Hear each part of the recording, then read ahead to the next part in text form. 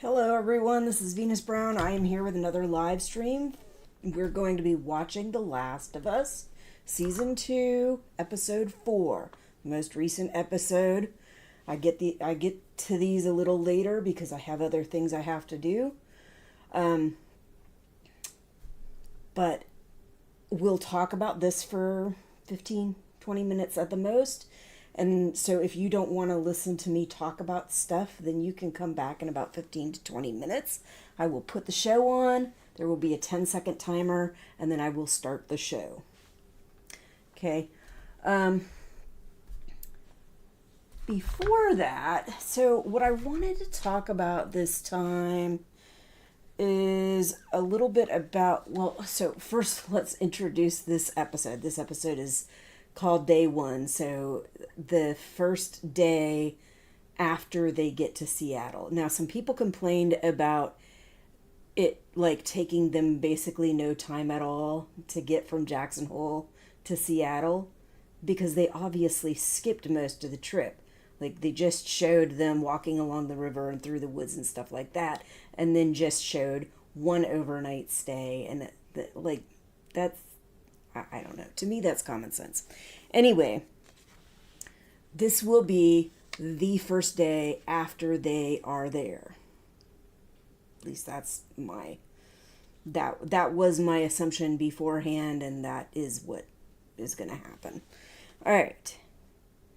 Now, the other things I want to talk about, a little bit about the last episode, because I'm always going to start with a little bit about the previous episode so that we can touch base on some of that at the beginning of this episode. Because I don't go over a lot of it at the end of the episode. At the end of the episode, I will go over my favorite and least favorite scene, my favorite and least favorite person or character. I think that's pretty much it. And I might jump in a little bit of extra thoughts on the issue. But today, we're going to talk about some of the, really difficult scenes, the heart-wrenching scenes, things like that. And also some of the stuff that I found difficult in the game. I will tie it in a little bit with how it was for me during gameplay and how it was on watching the show. There are similarities, and I'm not going to try to give you a bunch of spoilers. It's just, this is how it was in the game, and this is how I saw it, or how I got through, or whatever. Because there's a different grieving process in the game than there is in the show. After we talk about some of the difficult, heart-wrenching scenes, things like that, then I'm going to talk a little bit more about that council meeting, because that council meeting was bugging me a lot.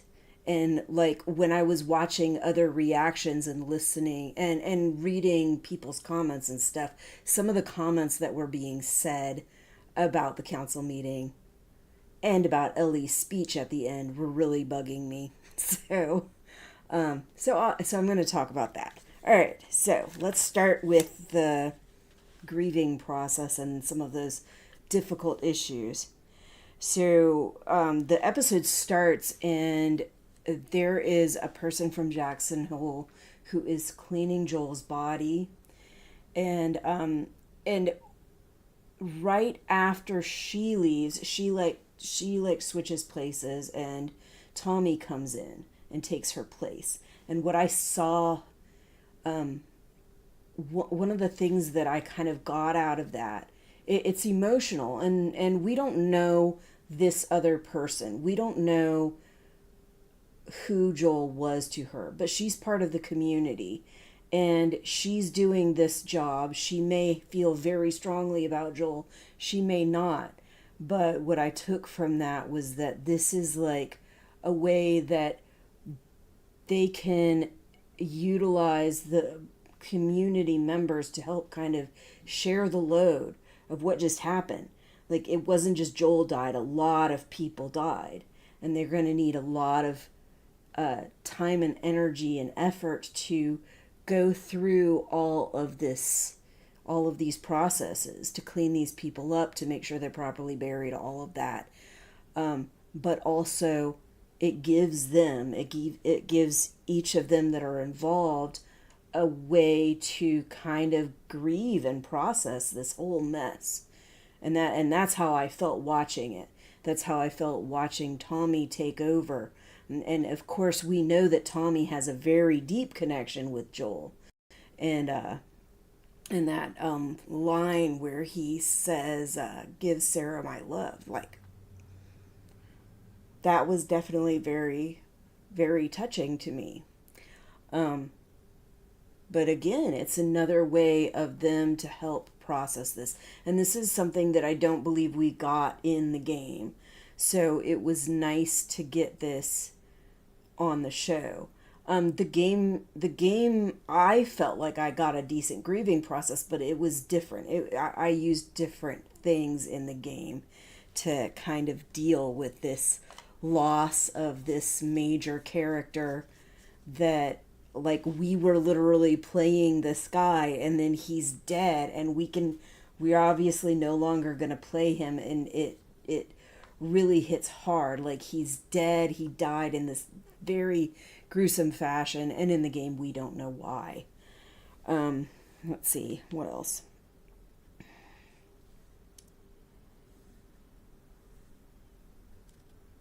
Okay, after this, they show this hospital scene, and you've got all these people that are in the hospital because really tragic shit happened.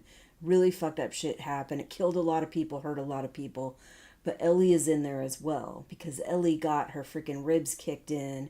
She probably collapsed a lung, and she's got tubes coming out of her side. And that was really hard. It was really, really hard to watch. The tubes in the side. I was in a car accident a long, long time ago. And one of the things that my family told me was that, like, my dad, who never ever cries about hardly anything, he's a good guy and he's a sensitive guy, but I don't usually see him cry about anything.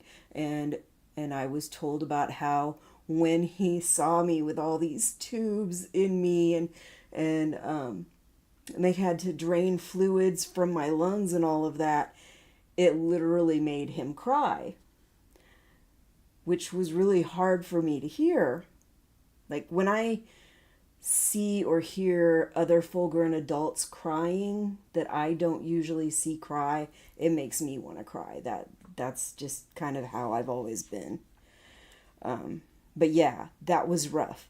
But it was like nothing compared to that scream when Ellie woke up and she was seeing that vision of Abby stabbing Joel to death in her head, and she just screamed this freaking horrible gut-wrenching scream. That was, oh my god, she did such a freaking fabulous job with that, and it was so heart-wrenching. Okay, let's get on with it.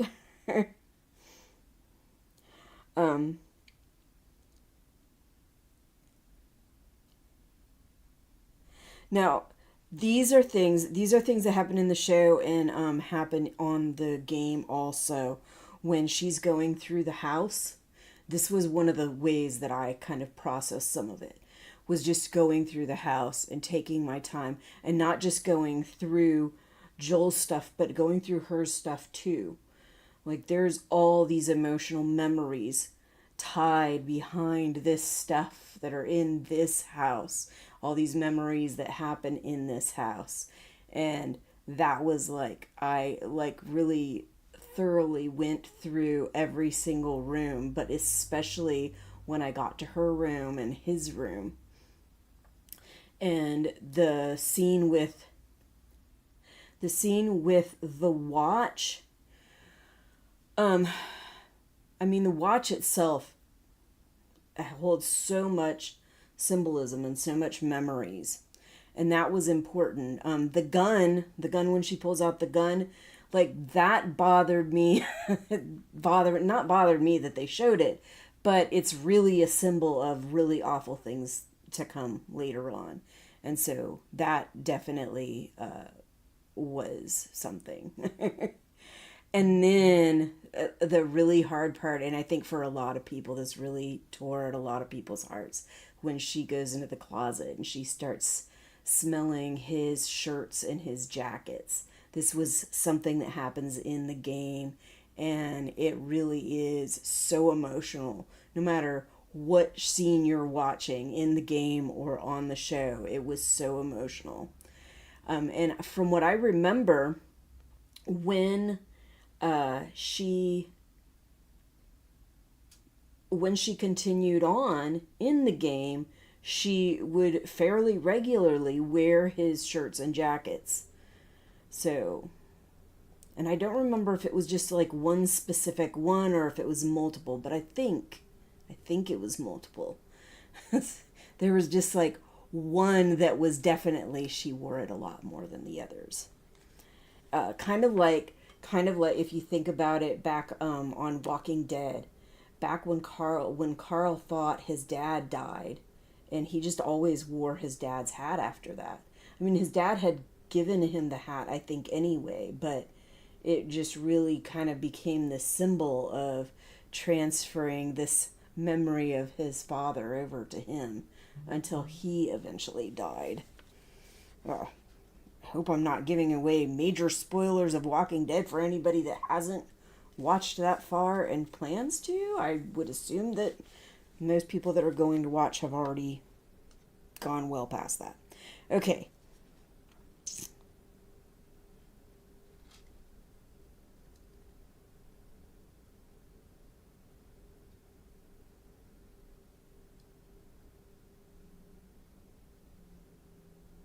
Okay, and then the other two things, okay, we'll see, I think late at the end of the game, there's this group that we see in the woods. They're like a religious group. They are running from wolves.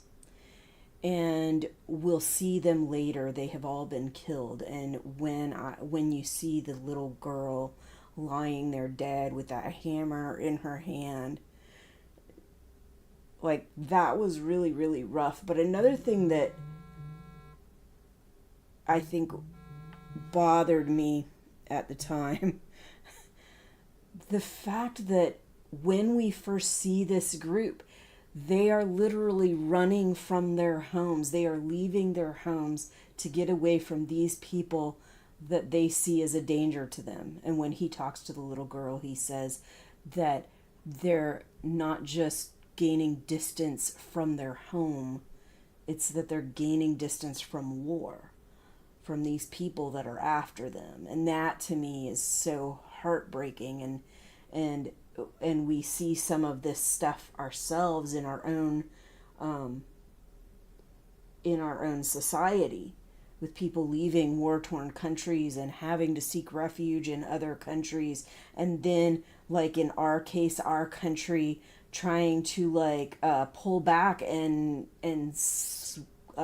swipe that relief out from under them and deport them back to the country that they came from. Like, that to me, that was just awful. All right, now, done with the grief stuff. Now I'm going to get to the board meeting, or the council meeting. Let's see, I think we started that here. So we start out with the boringness of the council meetings, and I've been to a lot of council meetings and school board meetings and stuff like that. They can be very, very boring.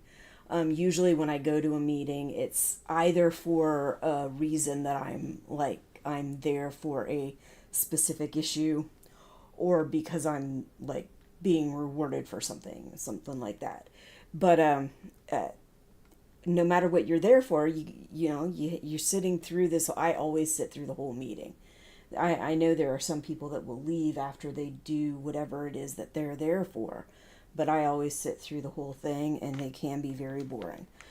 But nonetheless, we get to the point of the meeting, and I think we have Rachel stand up on the chair, And she talks about a few things why she does not feel that it's a good idea for them to send this council.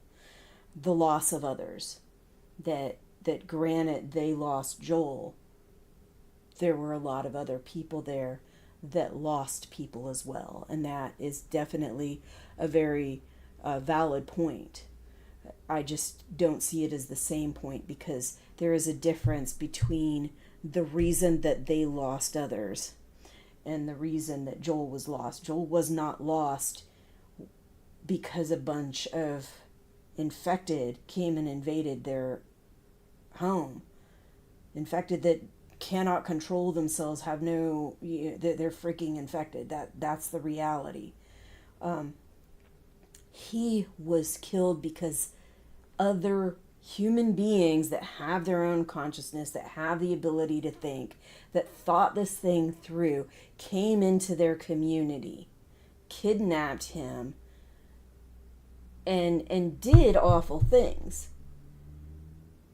Did awful things, and they don't know why. Yes, we know why Joel was killed. They don't know why. None of them know why. The one person that had a clue why got killed. So it's not the same thing. Yes, you lost others, but his loss was because somebody literally came in, invaded your space, and killed him.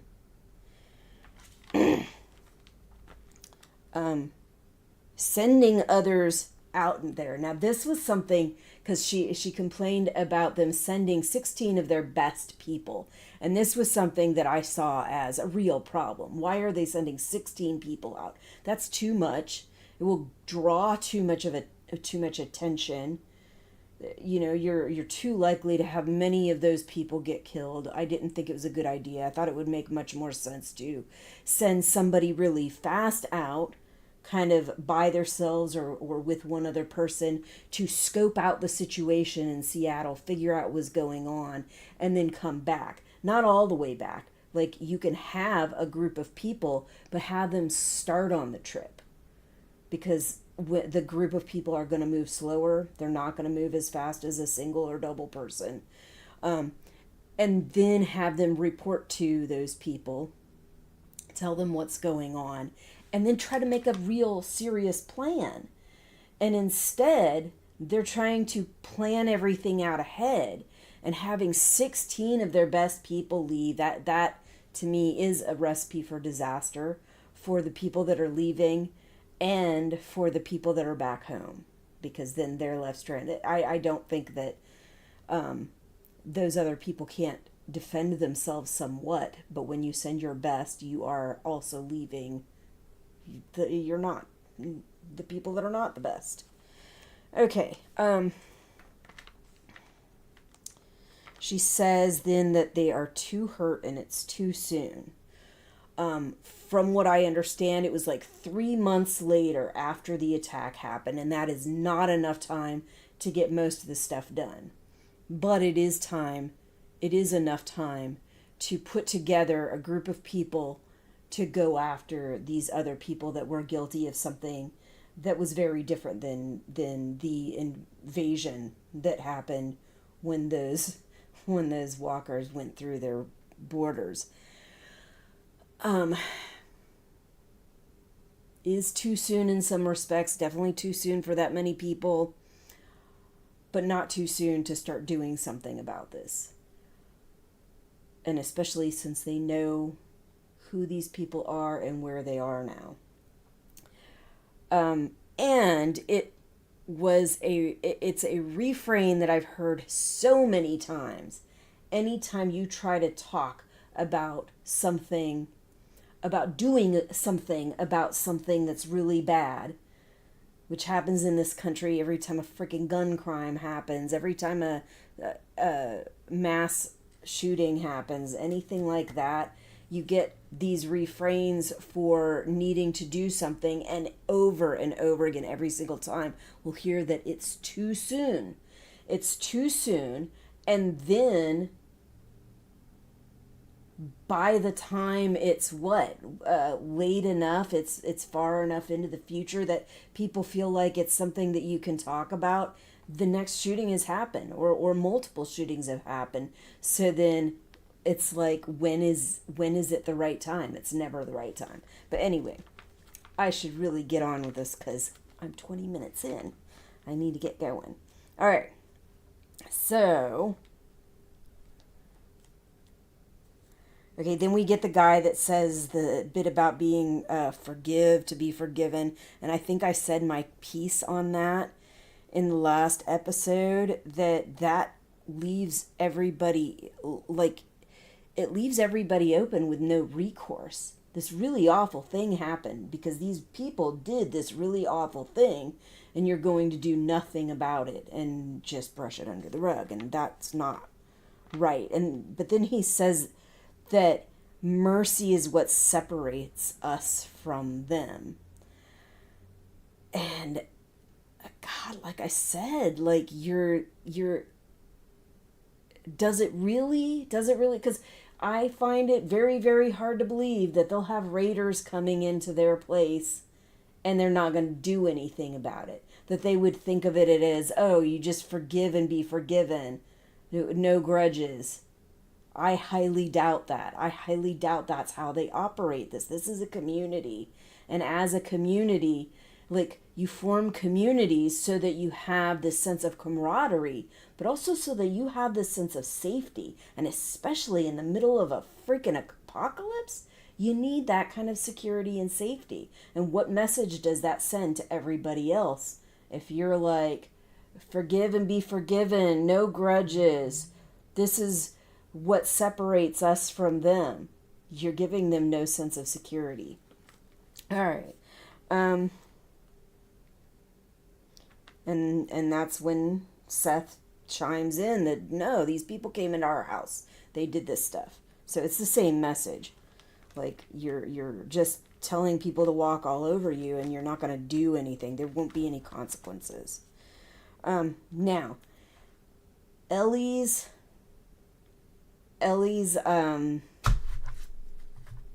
response. Ellie's writings that she wrote to do her speech to the community, because she was told that that's what she would do. That's what she should do, because they're not going to vote for anger. Now, Ellie is trying to convince this board, this council, and the people around her to support her. And she's not, and not everything she says is going to be about her and how she feels, because she is trying to reach them, to convince them that this is the thing to do. And yes, Ellie wants revenge. That's the one thing that I do agree with people that she was lying about. She was just straight up lying about. She wants revenge. There's no doubt. She may want justice also, but she wants revenge more than anything. And that is the one thing she lied about. But damn near everything else that she said in that meeting, in that speech, to me was very honest. So let's go through it.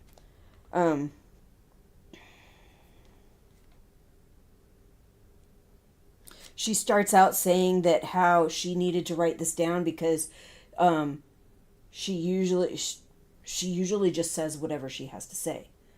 She doesn't think before she speaks. She's gotten in trouble for this many times before, and it's cost her in more ways than you could know. And I think that is very, very true. And I think that came straight from her heart, that she knows that this is an issue, that she has this flaw, and that she's gotten in trouble for it many times. And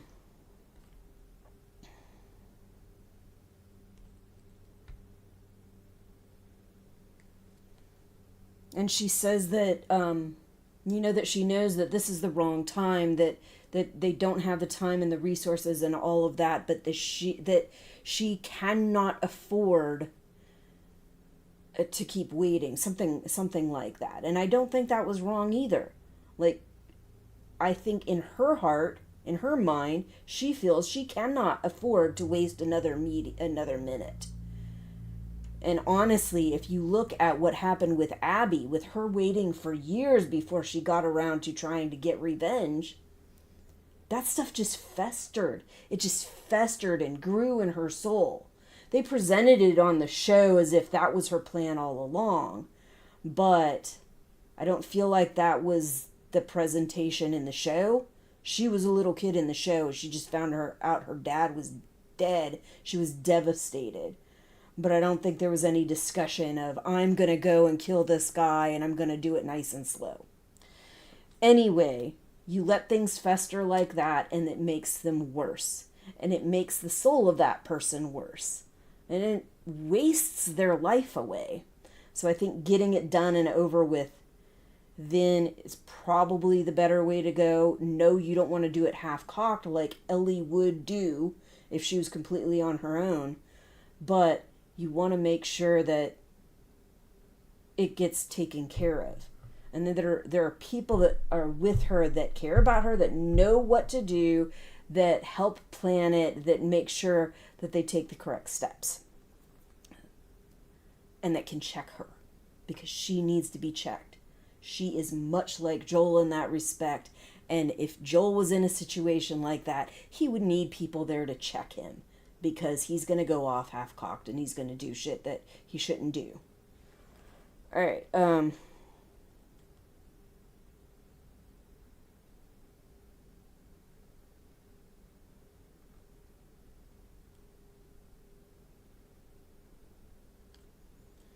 And she says to them that it's not about revenge, that it's about justice. And like I said, yes, this is a lie. But she is also trying to reach this crowd. And how do you reach a crowd of people that are your neighbors, that know you, that are part of your community like that? You reach them with messages like that, that this is about justice.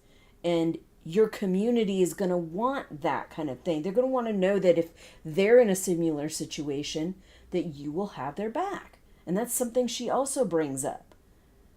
That we as a community, not strangers, but as neighbors, we need to know that we have each other's backs, that we're going to be there for each other.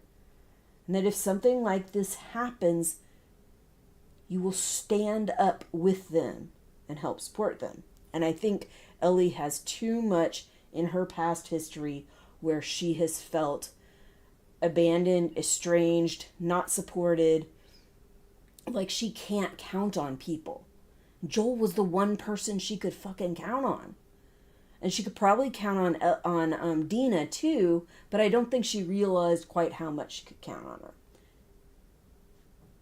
So I think that was definitely from her heart. Like, this is something we need to know, that we can count on each other. That as a community, what did she say? That it's not these potlucks and dances and stuff like that that's important. It's not just the wall either, because the wall got broken down. It's us. It's us as a community. Okay, so I think that's mostly what I wanted to say about that stuff. The idea that those people that we don't count on, that will not do anything for us, that will not lift a finger for us, they are strangers. They are not part of us. Us, our community, we are going to stick together. We are going to help each other. We're going to take care of each other. Yes, your people that were lost from the infected, the town that was almost destroyed from the infected, you're going to work together to build that back up also. But you're also going to work together if somebody fucking invades your home and kills one of your people and does other shit to your people without their fucking permission that are fucking awful. Anyway, I think that's all I got to say about that, and I know I spent 30 minutes on this. Hopefully I won't take that long on the rest of these. And you know what? I have not even checked to see if anybody's on here. I know so far nobody's been on any of these. But I need to 30 double minutes check on this. just to, yeah, nobody's on. Hopefully I won't take that long on the rest of these. And Let you know me what? I put the have not volume even checked to down. see. Okay, yeah. So if you do want to leave a comment, I am on my chats, but I'm not on as myself. I'm on as Venus Plays Badly. It has a little logo with an animated character with brown hair, ski cap with panda, like a panda theme ski cap. So that's me if you want to say anything. And I'm just going to type I'm here and send that out in my comment section. So if you want to say anything, I will be here. I will check on it every now and then. And if you're on there, I will say something, not verbally, but I will comment in the comment section because I am going to turn my mic off and I am going to be watching the show when I turn it on. So let's go ahead and get this started. All right. I'm going to close this. All right, everyone. This is The Last of Us, Season 2, Episode 4, called Day 1. Let's get this show started.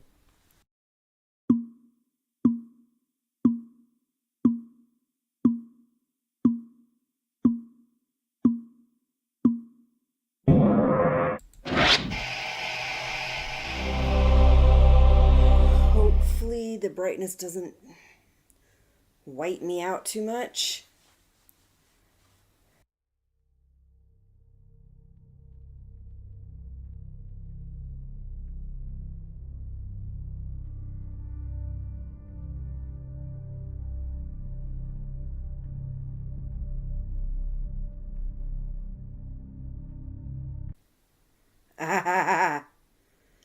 So I do remember the name of the group now. They would call them Scars because of the scars on their face. But I think their religious name was Seraphite.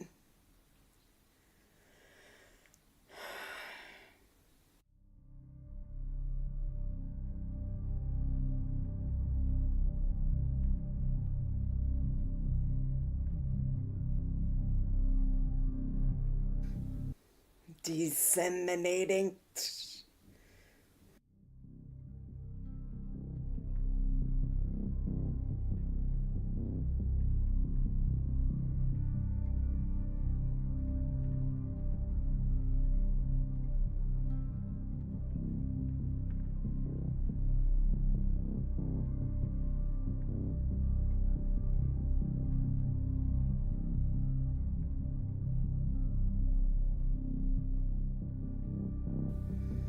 Okay, I feel like I vaguely remember this scene on the game.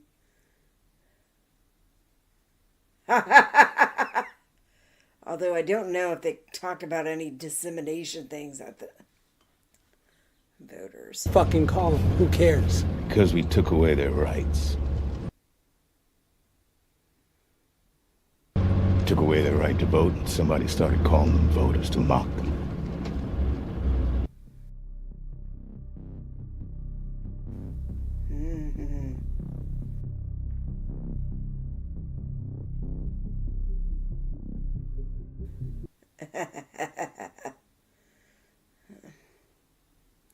Some Gilead shit. Right now it's some American shit.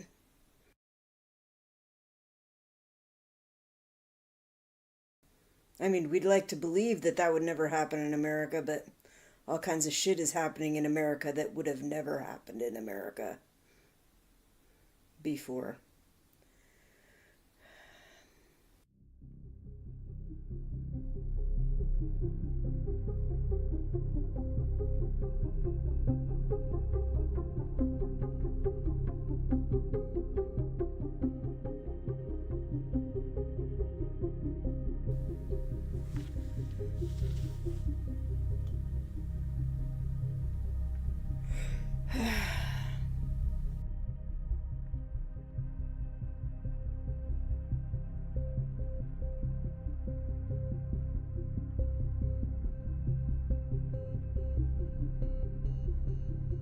You.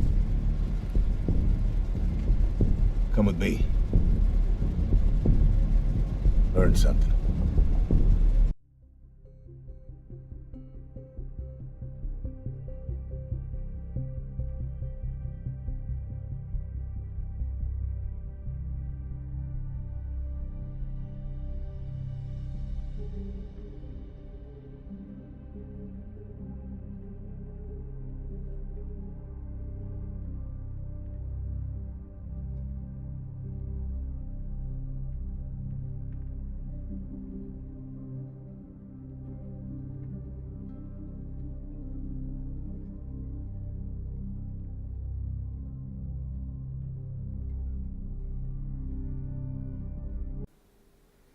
And Hanrahan is who?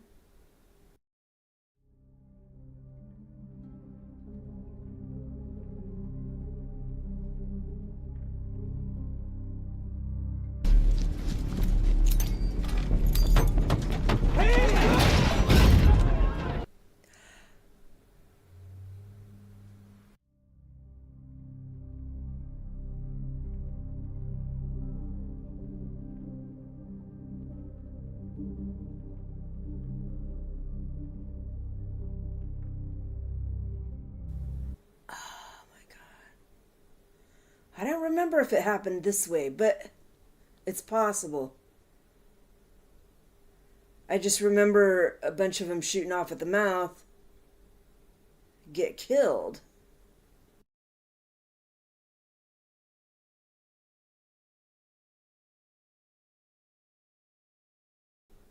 Like, I remember feeling bad for them because they were obviously kind of green and they were shooting off at the mouth and then they got killed. But I didn't remember it being like a situation like that.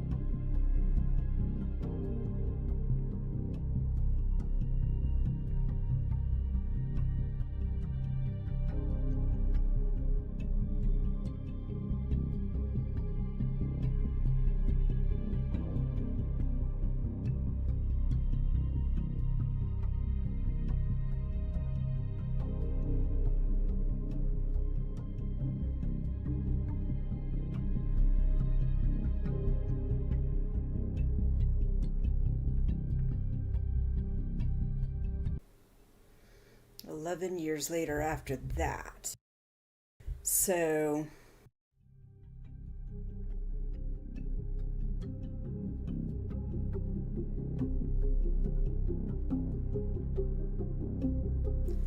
I'm assuming that was like right after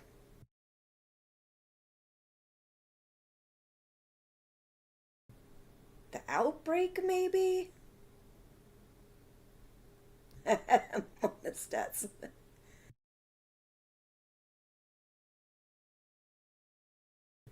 I mean, I definitely think it's implying a taking over of Fedra and being invaded by wolves.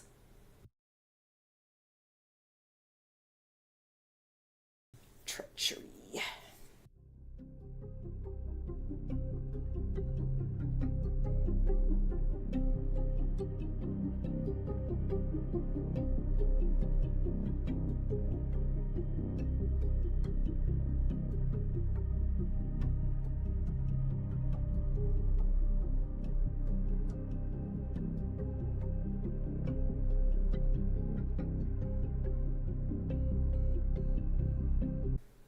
Yeah, I'm pretty sure I know what that look was.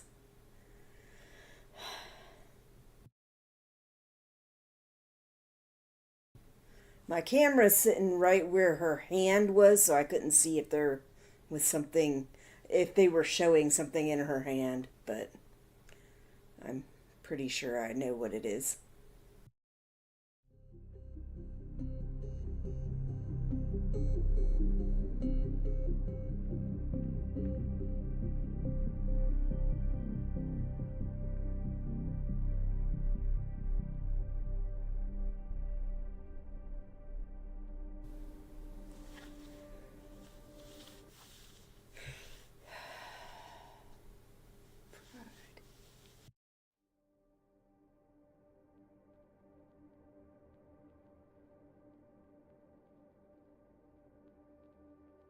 What's up with all the rainbows? I don't know. Maybe they're all optimists. It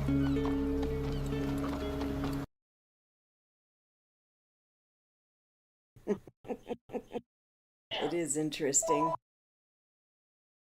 Their kind of sexuality and identity, and not knowing what the rainbow stood for.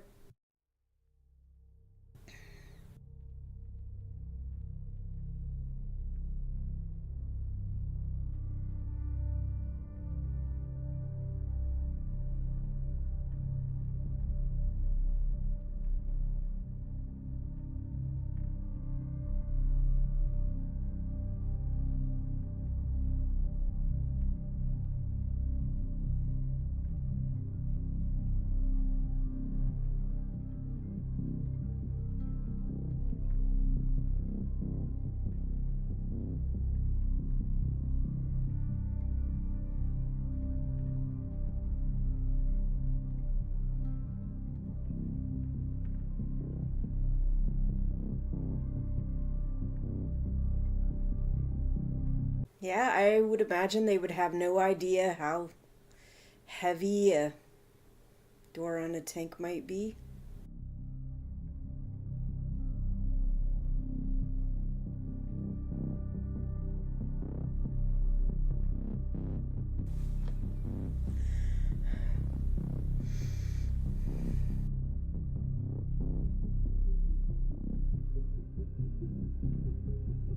That was like one of the sentimental parts of the story in the game, was her love of science and space.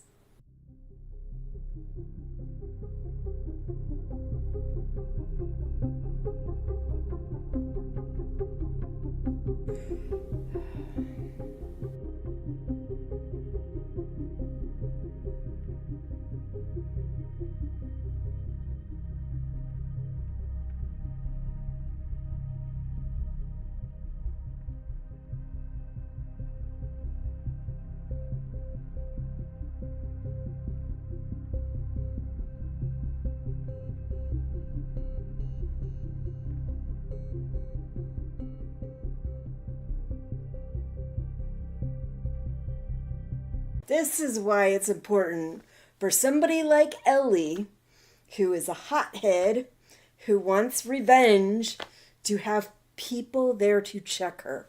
And yes, Dina can help check her, but if she had a whole council of people or a whole group of people with her, or at least more than just Dina, she'd have more people to check her.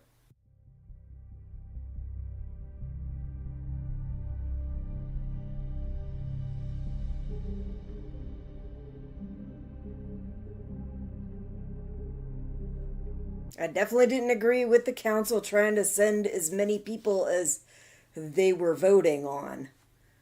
But they should have sent her with people, plural. And some of them knew darn well that Ellie wasn't going to stay behind. That she would go after them no matter what.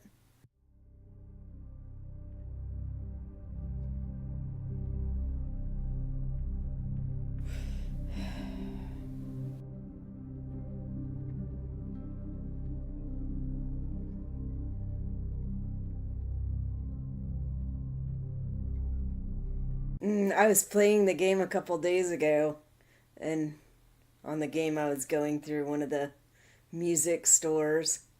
It was kind of cool. I couldn't really pick anything up, but I could look at some of the labels on the records and stuff.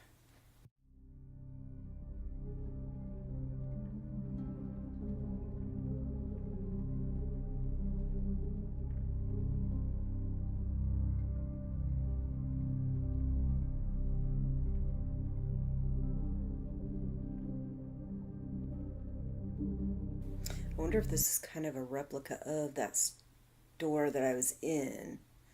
Because it was for a part one, but they do switch things around on here sometimes.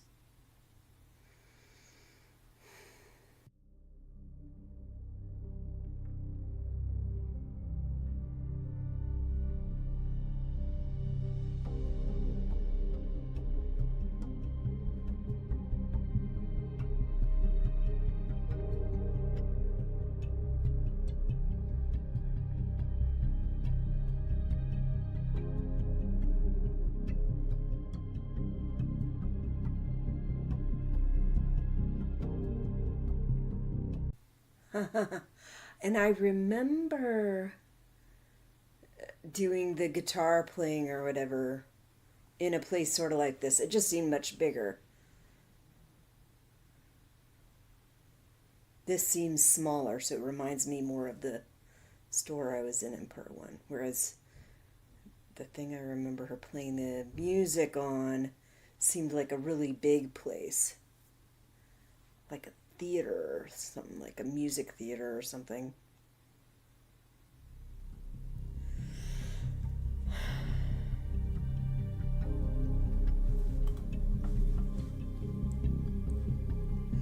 What to say, I'll say it anyway.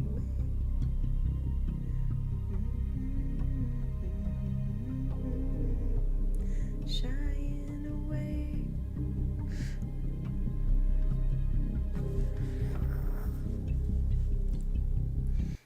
Yeah, keep it up. It's a great song anyway.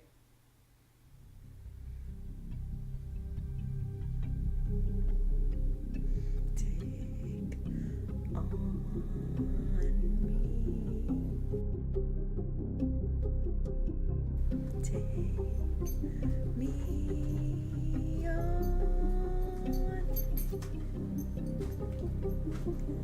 I'll be gone.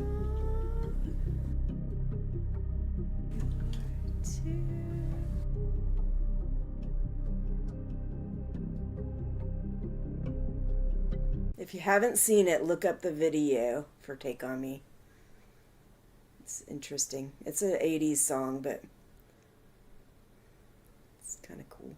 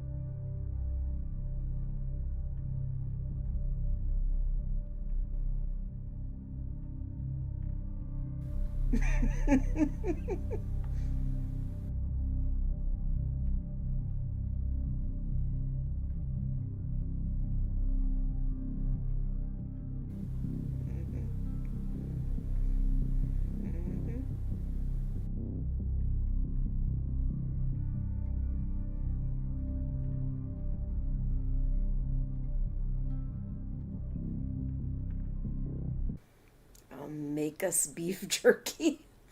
I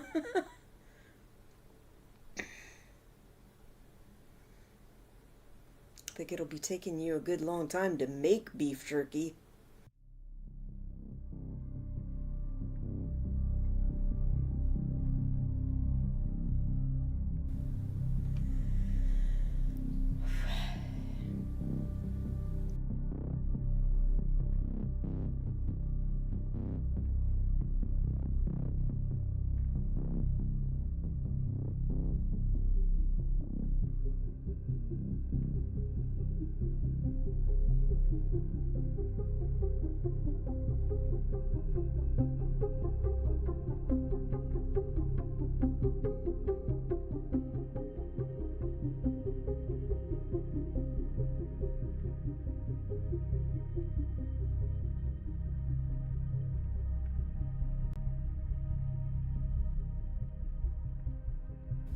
Does he have somebody pinned up, chained up down there or something?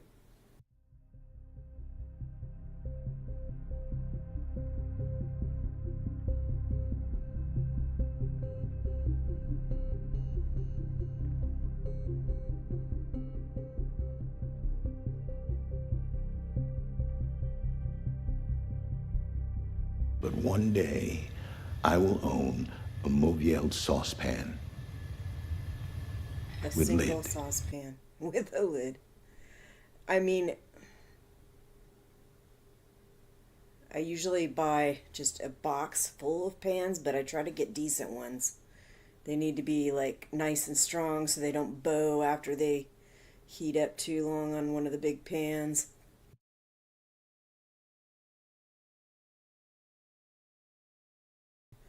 But there are some pans that are so freaking expensive just to buy one freaking pan.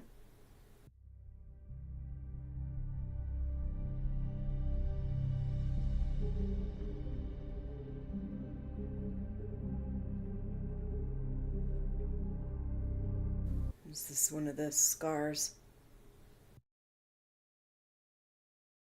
You know, there are even scars who don't believe she's some magic fairy in the sky, huh?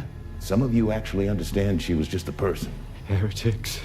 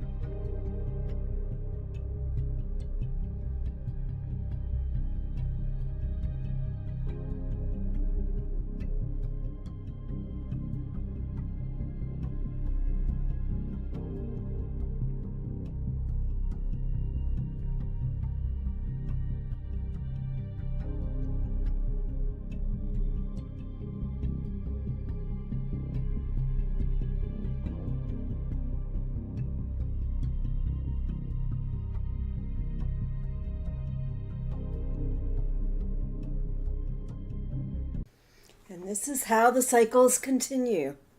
People are complaining about Ellie doing the same thing Abby because it just continues the cycle, but that is kind of how people work. They do these traumatic, horrible things that do continue cycles. That is the way we are. There are ways that you can check us and counter us to keep us from being so horrible, but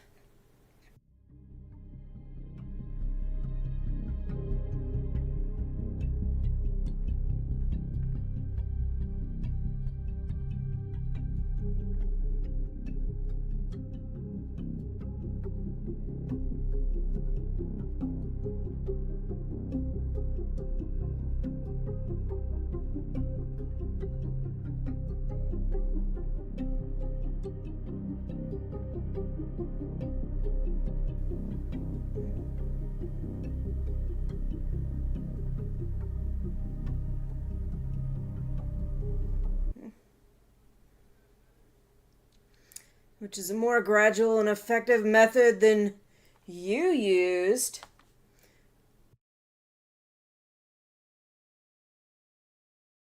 When you went up against the Fedra. Like,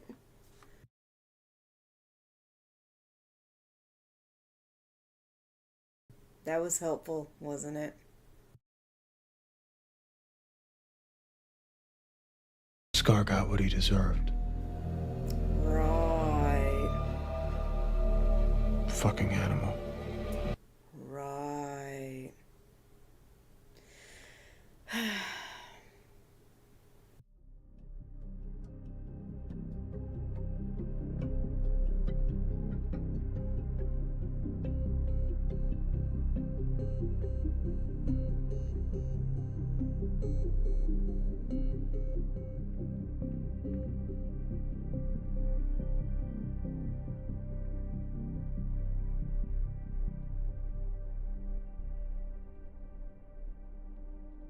I remember trying to get to that thing too. Pretty sure it took me a while to get up there. And I think I was trying the right thing for a while. I was just doing it wrong.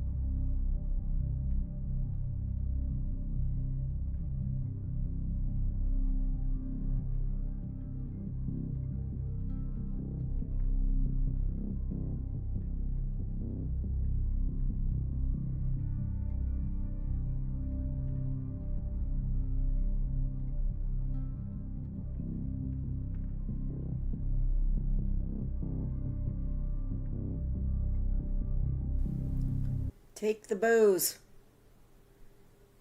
and use them. Well, if they're any good, they probably are, but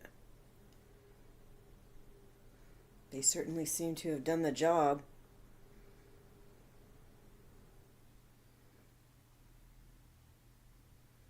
And he don't look that decayed, so...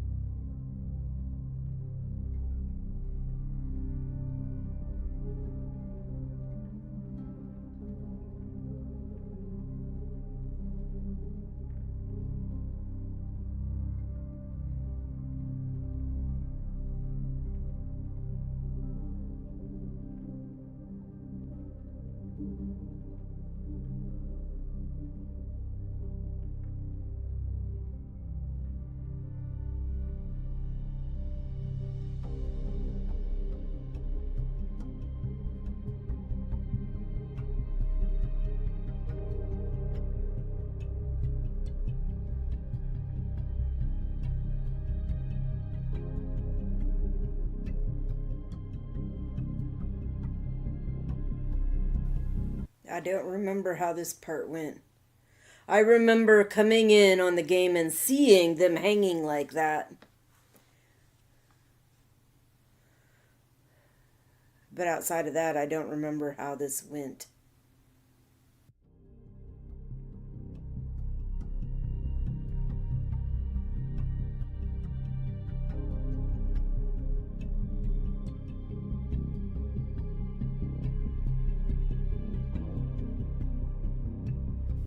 I remember seeing the Seraphite signs, though. Like being a little freaked out by them.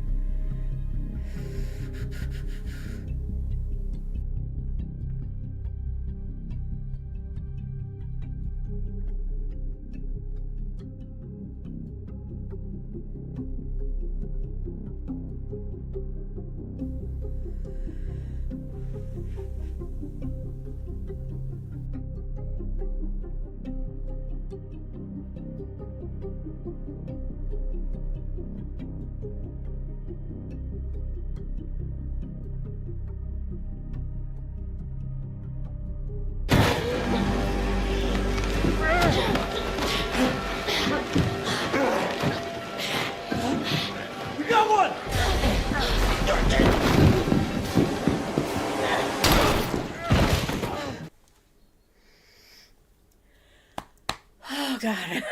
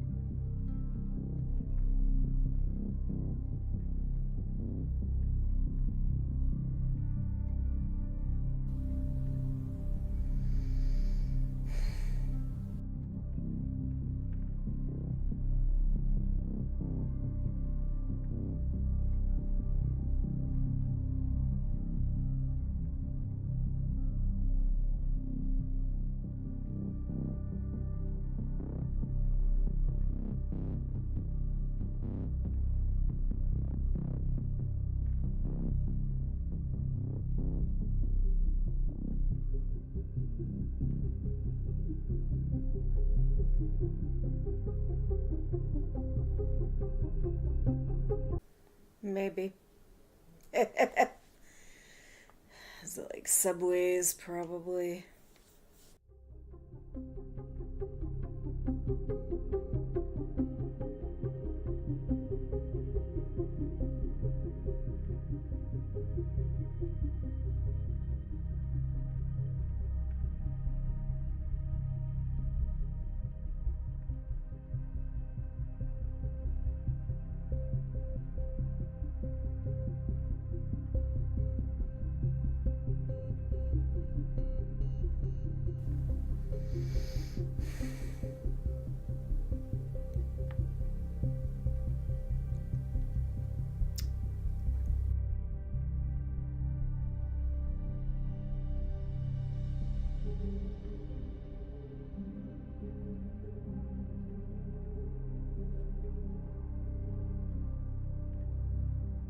Okay, so there was this one trip I went to in Europe where we had to spend the night in oh, it was some kind of transit station. I don't remember if it was just for buses or trains or buses, trains, and planes. It was something like that.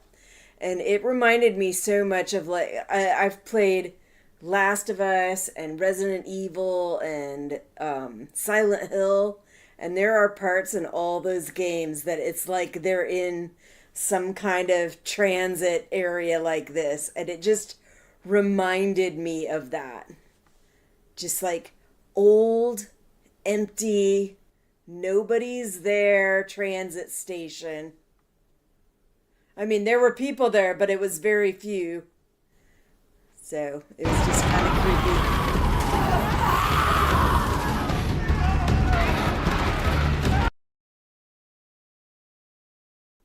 And the place we were at were, I think they were 3 stories. And we could go to 2 of them, but we couldn't go to the top, the 3rd story. But we could see the 3rd story from the bottom.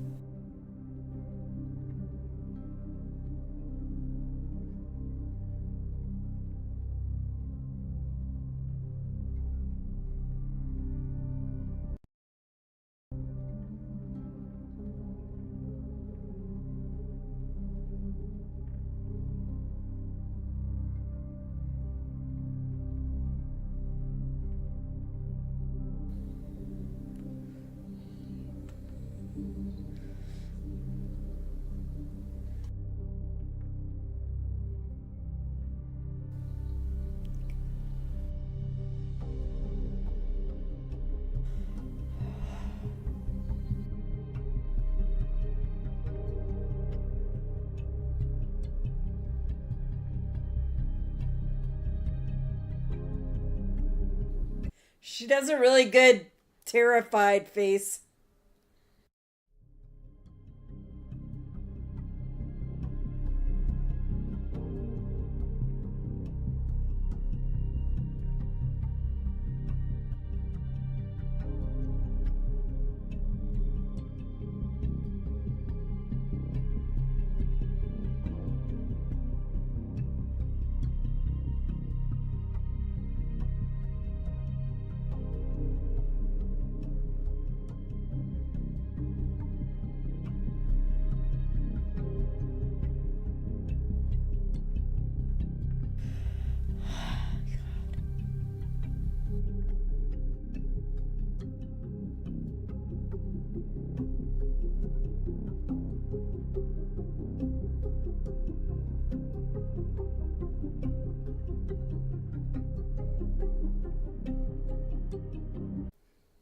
And it had escalators at it too.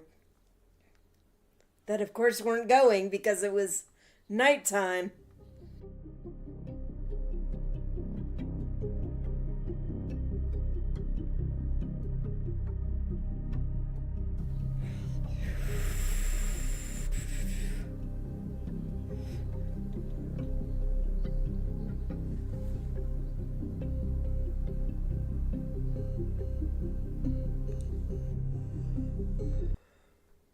Well, now you gotta tell her your secret.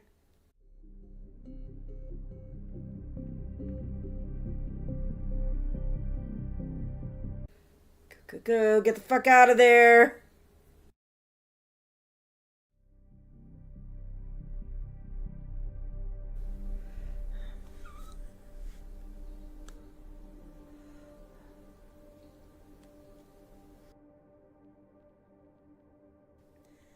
Even if your girl does change, which she's not going to, but even if she does, she's a lot more safe than the other creatures.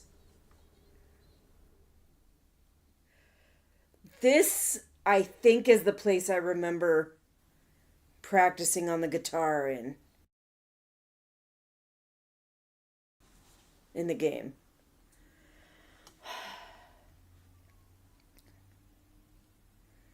Like in one of the rooms or something. Although there were multiple places that I had to practice on the guitar, so it's possible the other one was a place. I just thought the other place was back in Jackson Hole.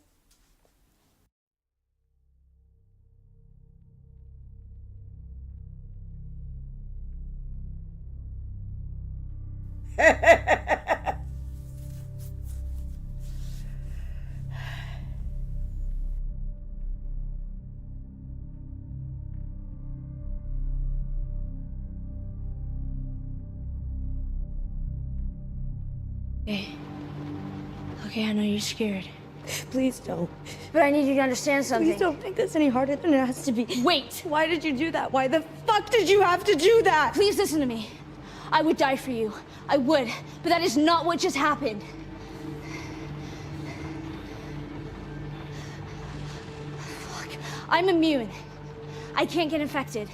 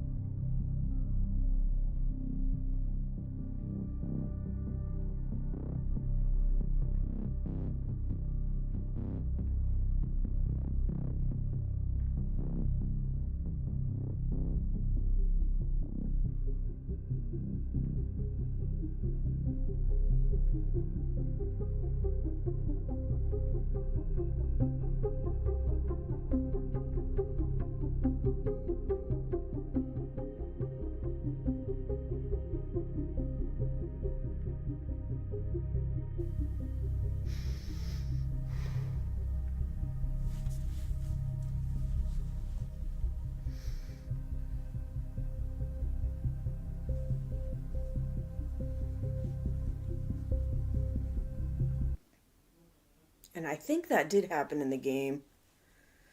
I just remembered the situation with spores and her not learning from that, but she could have.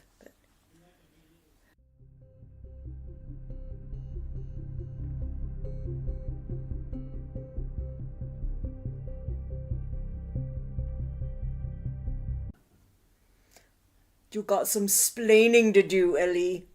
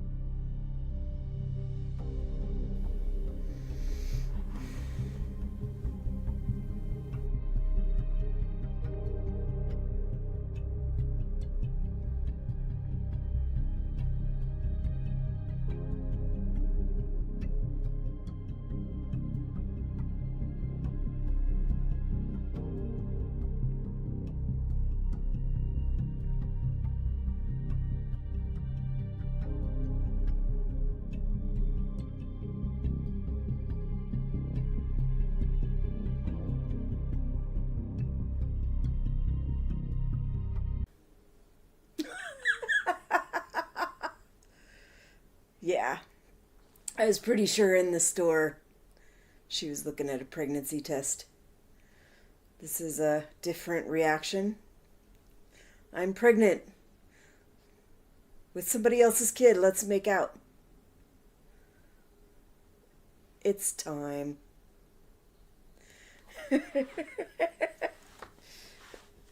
I guess all those emotions.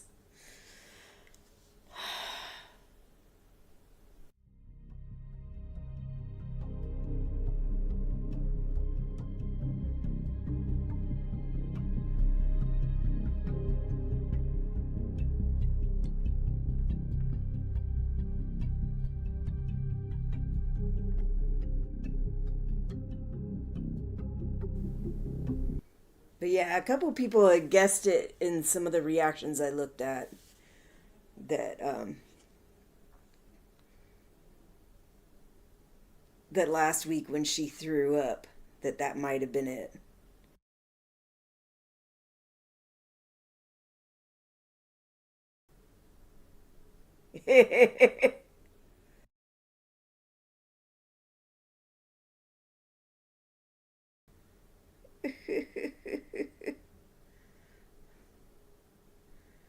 Worried about kissing with morning breath.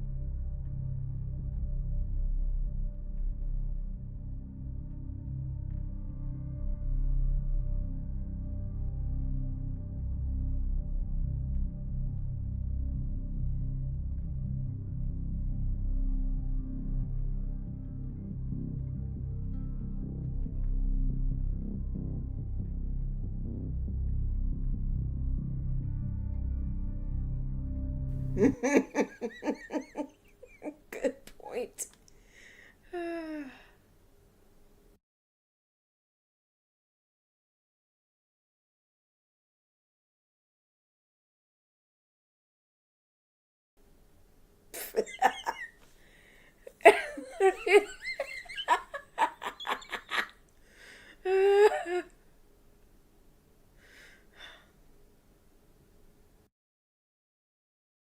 When I was little, I told my mother I like boys and I like girls. And she said, no, you like boys. And it just, I got stuck. Yeah, you parents that think that is the way to go when your kid has some identity that you don't agree with, it's just really fucking screwed up.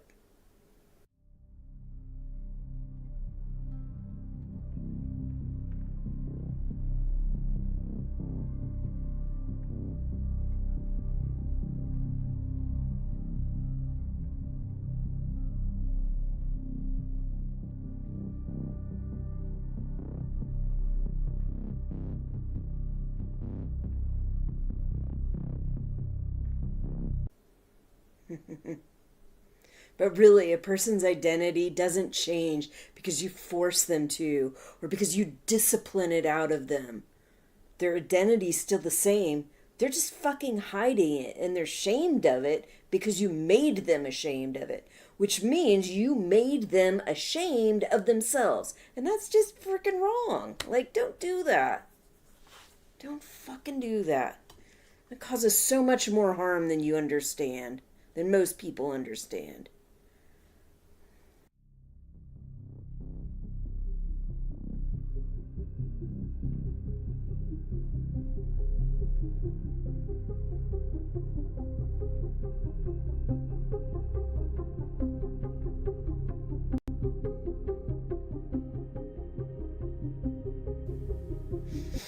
Okay, that's good. 2 lines means pregnant. This thing's pretty old. How do you know? And here. And here's a couple more. And,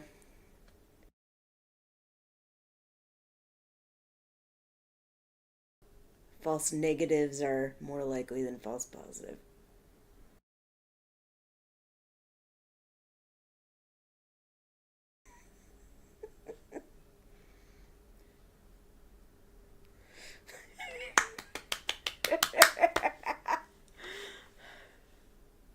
I'm gonna be a dad.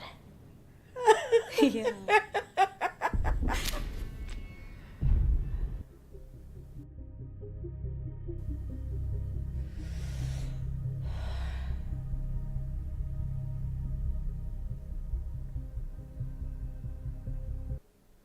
Nora.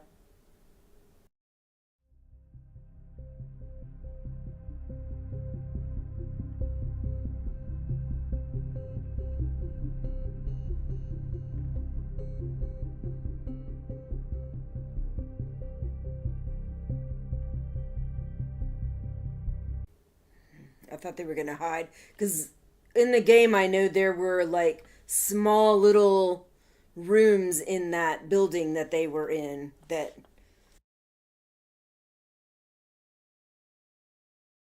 are kind of off from the main part of the theater.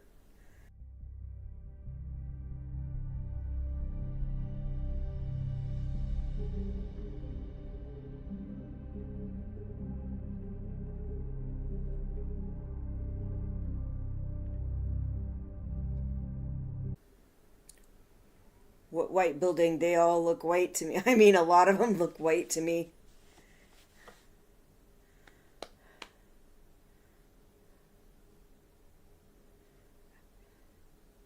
I feel like I need to like go to that part of the show later on and just pause it there and blow it up.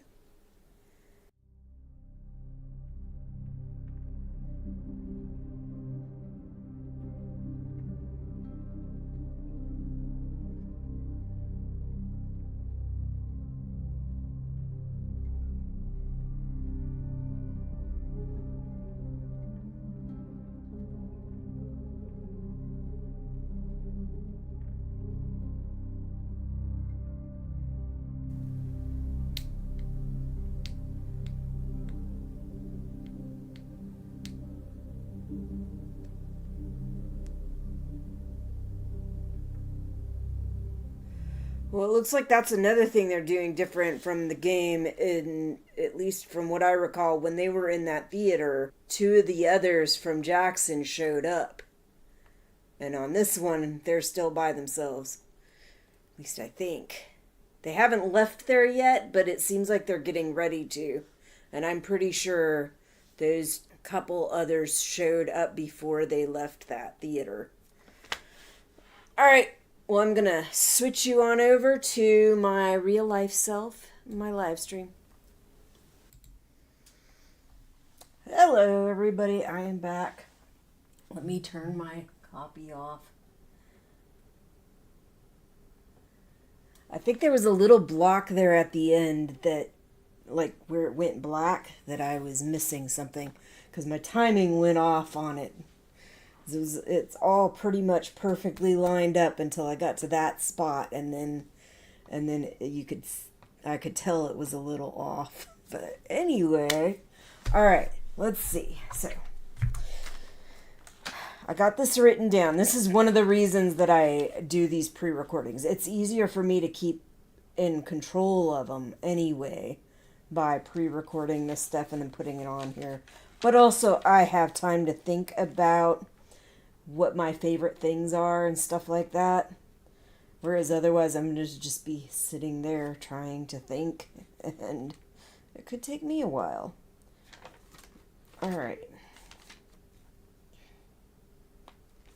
I think I'm looking at the wrong paper.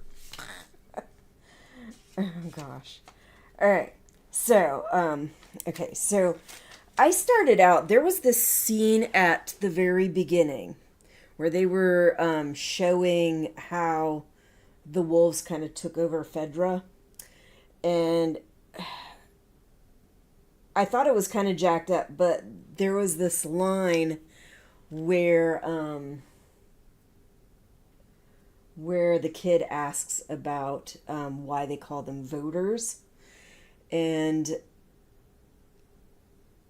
they're like, well, I don't know, but who fucking cares or whatever. And then Isaac tells them, because we took away their right to vote. And to mock them, we started calling them voters. And at first I was going to put that as my favorite scene. And there were many scenes in this that I really, really enjoyed.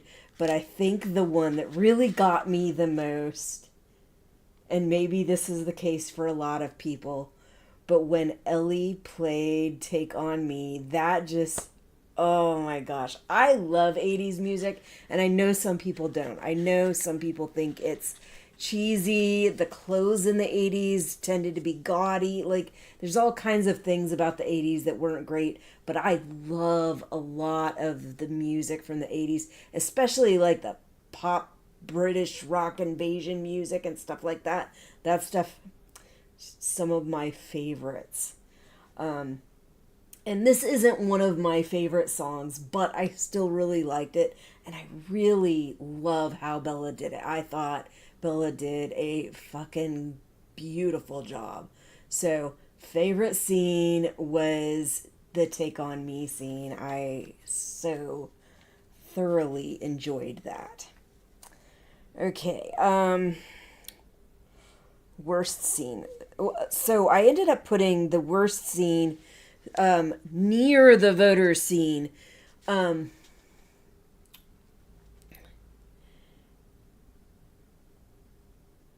The reality that Isaac did what he did to sabotage Fedra and help the wolves take over.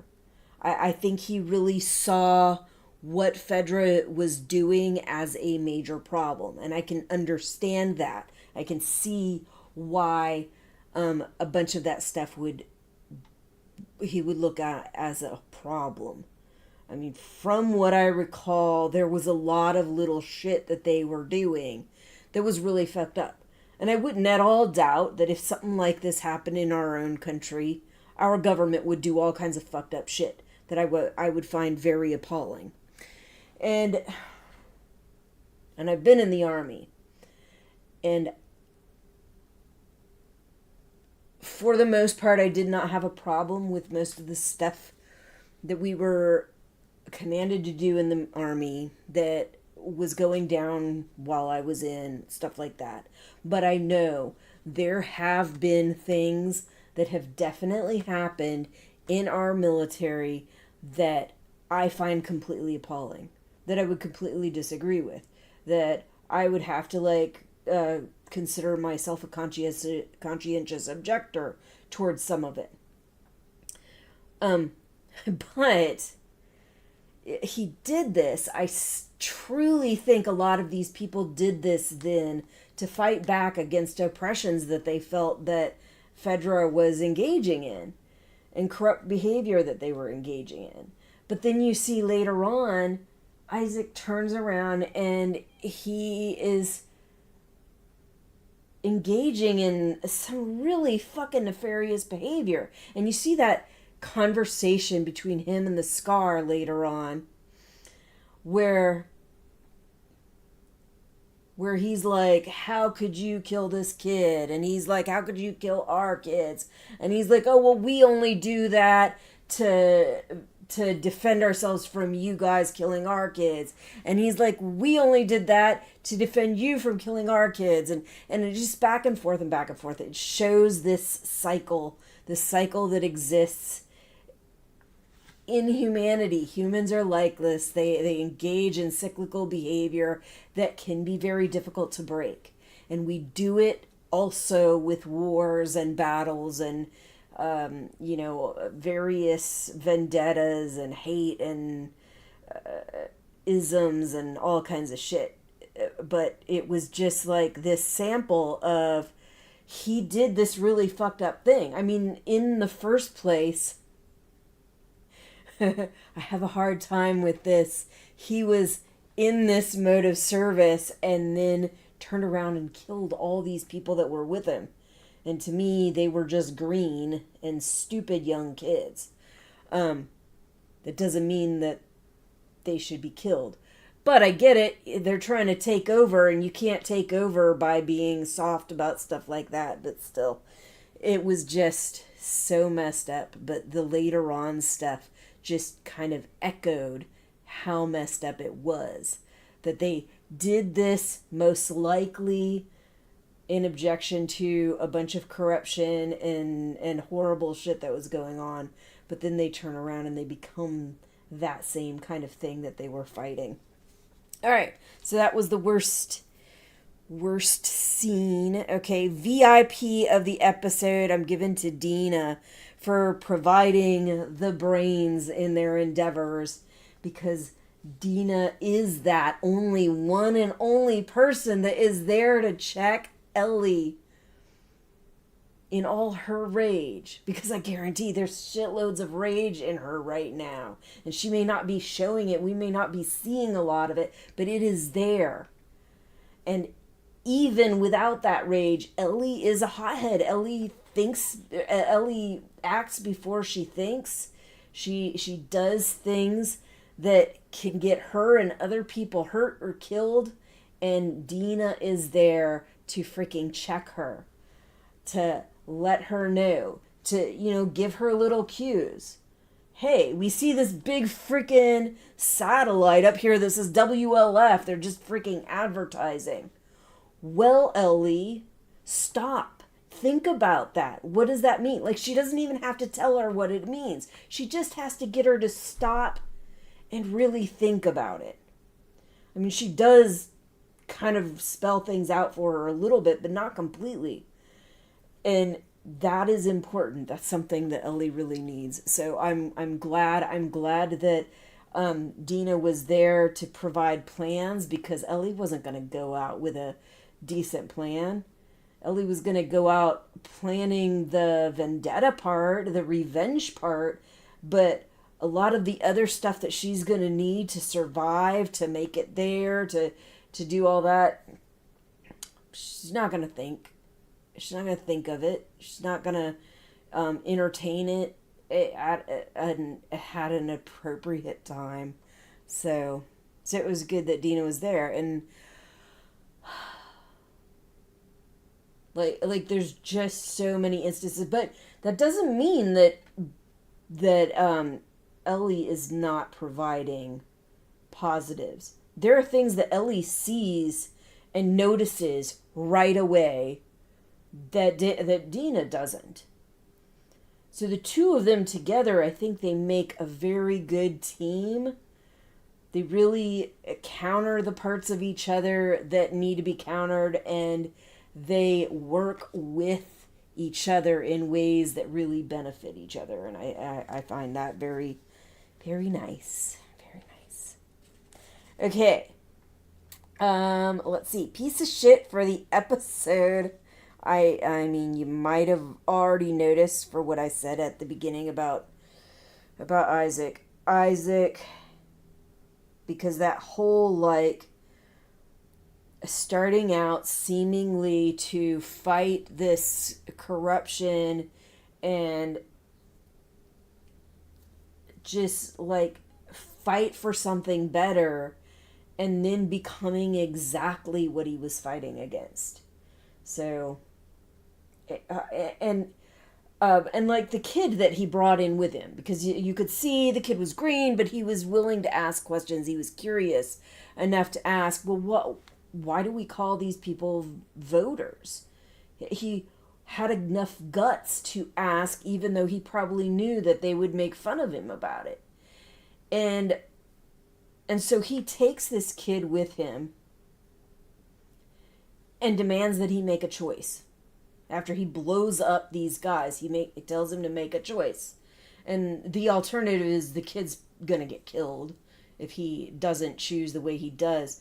But then you see the kid after he tortures and kills this Seraphite, and the kid's like, good, the Scar deserved it. He's a fucking animal. Like, he turned this kid around. Like, this was a young kid. He's freaking impressionable.